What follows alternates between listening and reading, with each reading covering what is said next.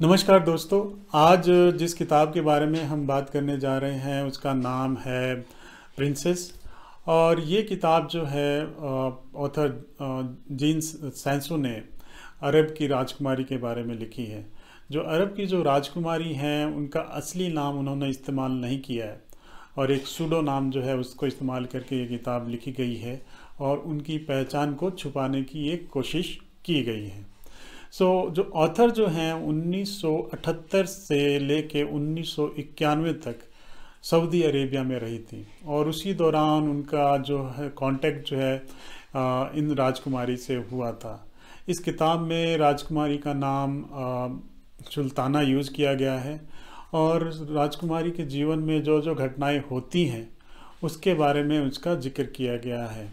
इसमें उनके बचपन के बारे में, उनकी 9 जो बहनें होती हैं उनके बारे में, इनकी जो सहेलियां हैं उनके बारे में और जो इनके नौकर हैं उनके लाइफ में क्या क्या होता है उनके बारे में। हर एक के पास कुछ न कुछ खतरनाक कहानी है जो सुन के रोंगटे खड़े हो जाते हैं कि ऐसा भी हो सकता है अगर आप सऊदी अरेबिया में जाते हैं तो इस तरह से ये किताब जो है सऊदी अरेबिया की जो सोशल लाइफ है उसके बारे में काफ़ी कुछ लाइट या प्रकाश डालती है और हमको पता चलता है कि सऊदी अरेबिया में भले ही कितना पैसा हो लेकिन वहाँ की सोशल लाइफ जो है औरतों की खासकर इतनी अच्छी नहीं है। खासकर या तो लोअर क्लास का हो या अपर क्लास का हो। मिडिल क्लास में तो की दिक्कतें अलग हैं। ये तो अपर क्लास के बारे में बात हो रही है तो ये हम सिर्फ उन्हीं की प्रॉब्लम के बारे में आज डिस्कस करेंगे। तो इस किताब में ये किताब जो है इसमें पूरी किताब में एक चीज़ मेरे को साफ साफ दिखती है कि औरतें चाहे वो गरीब हों अमीर हों सबकी हालत एक ही जैसी है। बस अमीर औरतों के पास एक ऑप्शन ये है कि वो शॉपिंग के लिए अरब से निकल कर यूरोप में जा सकती हैं, यूएस में जा सकती हैं और शॉपिंग वगैरह कर सकती हैं। इस तरह की फ्रीडम तो उन्हें है। लेकिन अरब के अंदर जैसे ही आती हैं उन्हें वो बुर्का पहनने पड़ता है और उसको पहने बिना वो घर से बाहर भी नहीं निकल सकती। और जैसे ही किसी बच्ची को मेनोपोज होता है उसके बाद उसको तुरंत उसको बुर्का पहनना एक तरह से अनिवार्य कर दिया जाता है और उसको बुर्का पहनना ही पड़ता है।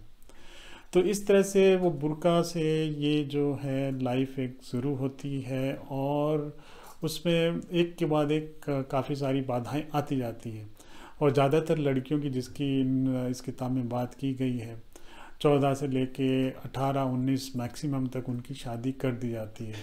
और ज़्यादातर में जो राजकुमारियां हैं उनमें बहुतों की शादियां जो हैं उनके जो हस्बैंड्स हैं कोई 40 साल का है, कोई 55 साल का है। इस तरह की बातें इसमें दिखाई गई हैं।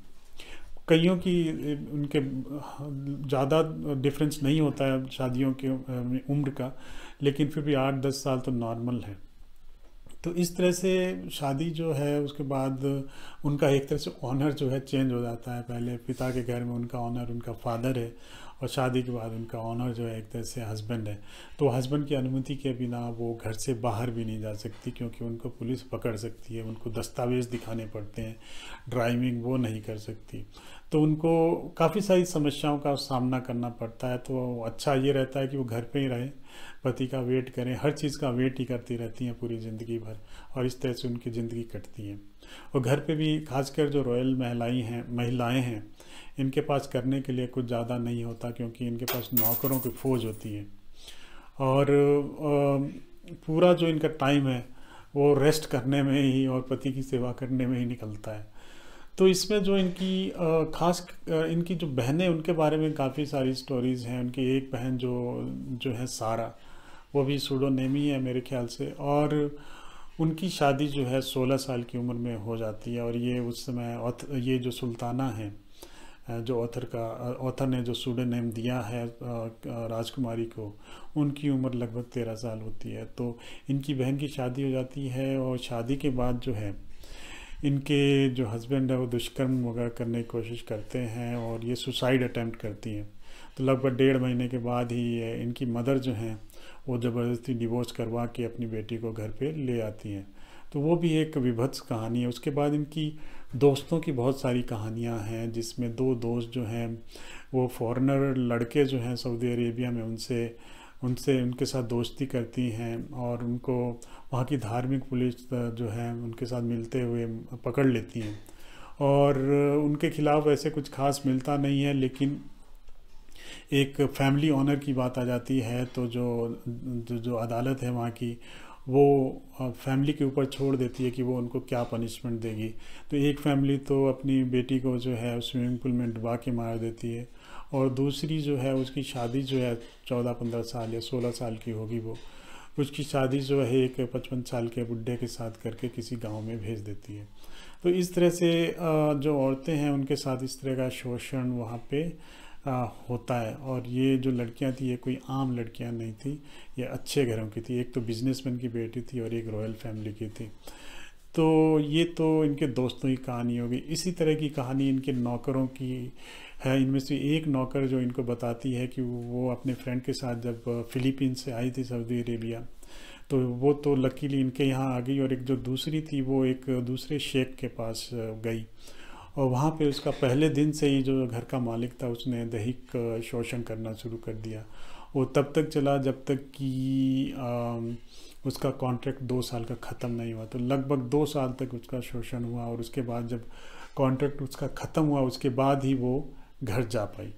तो इस तरह से नौकरों के साथ भी एक तरह का शोषण होता है। इसमें एक और बात जो मेरे को काफ़ी अटपटी लगी वो ये कि जो शेख होते हैं, खासकर जो रॉयल फैमिली के होते हैं या जो बड़े बड़े बिजनेसमैन हैं जिनके पास पैसे हैं, वो अपने 13 साल 14 साल के लड़कों को थाईलैंड वगैरह घुमा के लाते हैं और वहाँ पे उनको ट्रेनिंग देते हैं कि किस तरह से उनकी सेक्स लाइफ होनी चाहिए। तो इस तरह से ये काफ़ी अटपटा था। और इजिप्ट भी जाते हैं लोग, वहाँ भी इसी तरह का काम करते हैं। पढ़ने अगर यूएस जा रहे हैं तो वहाँ भी इसी तरह का माहौल जो एक्सपेक्ट करते हैं। तो लड़कों का जो माइंडसेट हो बचपन में ही एक इस तरह का बनाया जाता है कि जो लड़कियां हैं उनके लिए भोग का साधन है और वो उनके लिए कंफर्ट के लिए हैं, इसके अलावा उनका कोई इस्तेमाल नहीं है। तो जो लड़के हैं वो बचपन से ही औरतों की, बच्चों और लड़कियों की कोई इज्जत नहीं करते, उनके लिए वो हुक्म चलाते हैं। इस तरह का कल्चर है वहाँ पे।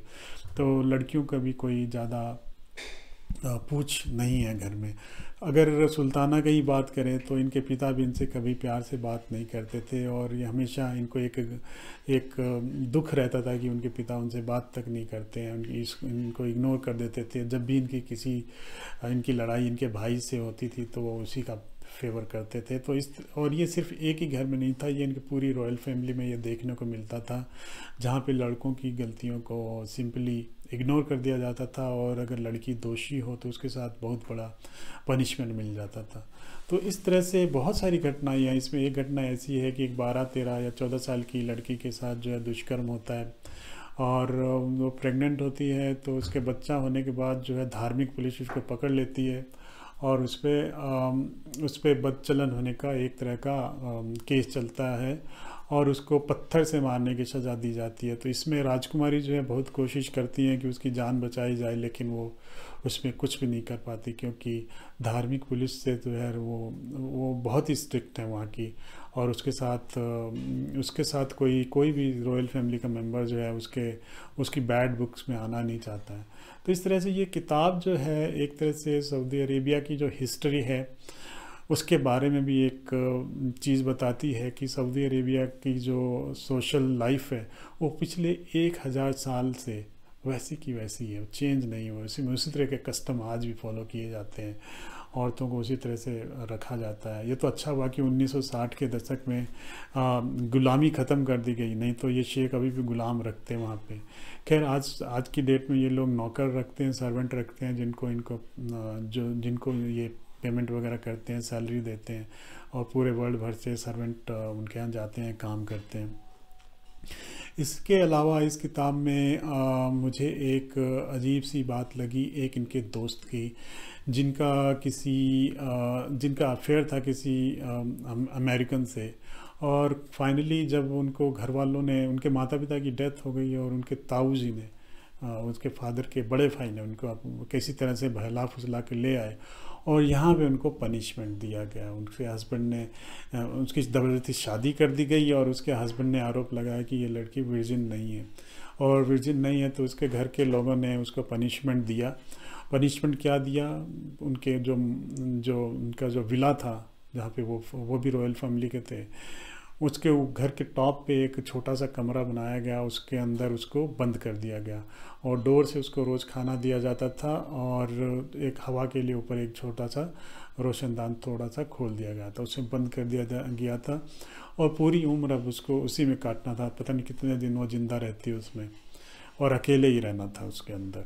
तो इस तरह का पनिशमेंट जो है वहाँ के लीगल तरीके से लोग देते हैं अपने घर के औरतों को, खासकर अगर उनकी जो शान में कुछ भंग हो जाए या शान उनकी कम हो जाए, उनकी इज्जत में कोई बट्टा लग जाए, खासकर औरतों की वजह से, उनके कैरेक्टर की वजह से, तो औरतों की लाइफ बहुत मुश्किल है वहाँ पे। एक तो बुर्का में रहना पड़ता है और बाहर अगर कहीं जाना है तो किसी का परमिशन लेके जाना पड़ता है, वो भी रिटर्न में, ताकि कोई अगर पूछे तो वो रिटर्न का डॉक्यूमेंट है वो उनको दिखा सकें।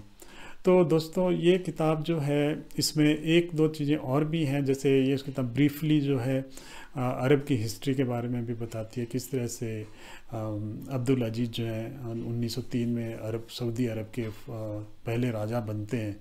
उससे पहले ये तुर्कों के अधीन था और उसके बाद कई सारे राजा हुए, वो पूरी हिस्ट्री भी एंड में एक अपेंडिक्स में बताई गई है।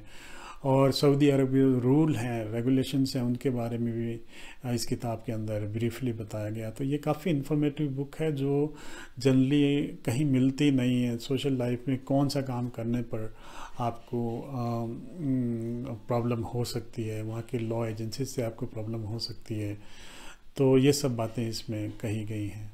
तो दोस्तों ये तो थी आज की किताब। इसके अलावा ऑथर की दो और किताबें हैं जो सऊदी अरेबिया पे हैं। मैं कोशिश करूँगा कि वो किताबें भी कभी पढूं और उनके बारे में बात करूं। तब तक के लिए नमस्कार।